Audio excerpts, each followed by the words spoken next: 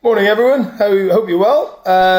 This morning is a bit less key today, as in yesterday was like buzzing in the morning at soulful sessions. Today I'm back in my house.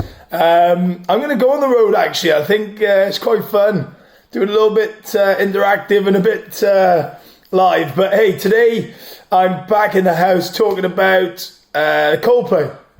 So my views and what I think of Coldplay and Steve Martin or Chris Martin, sorry, not Steve, and what I think he does and how they do it, which I got lucky enough last year. They came to the Millennium Stadium. You know, again, I keep banging on about my hometown, but, you know, Cardiff, Wales, very lucky again to come to our city. I luckily got invited by a very, very close friend of mine, one of my best mates, Rich Selby, to his box, and we had a meal before with his lovely wife. Myself and Anne-Marie went, and it was one of those nights that you just thought, wow, you know, if Carlsberg did nights, that's exactly how it would be. It was just a top night. Embrace, myself and my wife love Embrace. They were on before. We went to Embrace, watched that, and then we had a meal, sat down, 3 courses, then we watched Coldplay. Like I said, if you want to write it in a book, that's exactly how it was. It was an amazing experience. And, you know, I think from a non sort of concert goer, which now I'm going to turn into a concert going, it was a great experience. But there was 3 main outtakes I took from Coldplay and Chris Martin and the guys. And Coldplay generally. Before the concert, I wasn't too bothered about going. I was so glad I went because it was such a great experience. But there's a couple of things I get from Chris Martin and the guys. The first one is humility. And I think this resonates in the business world and it resonates with everyone. Is that, you know, he's not the sort of guy, they're not the sort of band that go and boast and overly talk themselves up. Yes, he's confident. Yes, they're a confident, really great brand. But he's not the sort of guy that puts himself across and shows off. And I think that's a really great trait to have, especially in business. You know, in business or in life generally. You know, if you're going to go around boasting about what you're going to do, you've got to back it up. You know, they're not that sort of band, but what they do is they naturally back it up because of how good they actually are. They're world beaters, 100 million albums. You know, times that by £10. You know, they're multi-millionaires. They put Britain on the map on a global scale, which is amazing. You know, and I think that where Coldplay come into the market is, if you think about the biggest bands that ever come out, you know, the Rolling Stones, the Beatles, those big bands, they'll continue to be great. There's not many of them now. You know, Coldplay have got to be up there with that. Take that, yeah, you could argue probably were there as well.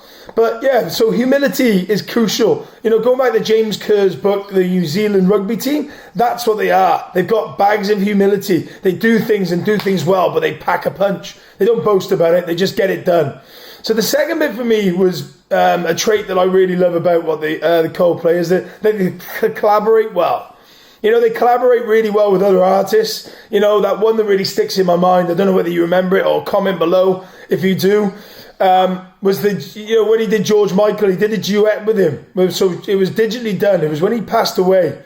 You know, and something really got to me with that. I just thought, fair play, Chris. You've just taken your time out, all the Coldplay, and done something that's really impacted. Like, George Michael's a legend anyway, you know, which is such a sad position to be in, that he went. But look, I think that for me, collaborative work is crucial. And that again is where they are. This last bit for me, and I've got 1 minute really to get this through, was helping others in times of need and rewarding people back, giving, you know, saying thank you.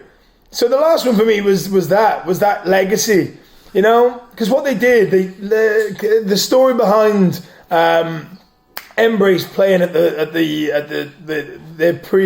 their warm up gig was they played at Embrace's 18 years previous. So they were giving them sort of a thank you. So they let them sort of, because what they'd actually done, they were there, then they overtook Embrace in popularity. So they were saying thank you. That's such a great thing. If you're going down, and people look after you, then you've got to say thank you back when you get yourself back up. And that's, I think, where I'm at now. A lot of people I've got to say thank you to.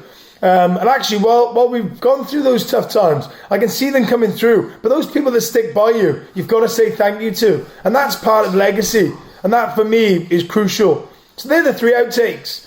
You know, I think they're a great band, and I would definitely go and watch them. If you've watched them, comment below. If you haven't, go and see them. If they ever tour again, I'm going, because I loved it. It was a brilliant performance. And I think Coldplay are great. Tomorrow, tune in. It's Foo Fighters, my favourite band, and actually the one that I've taken most from. So it's a Friday to look forward to. See you at 7 o'clock tomorrow. Have a great day. Crack on.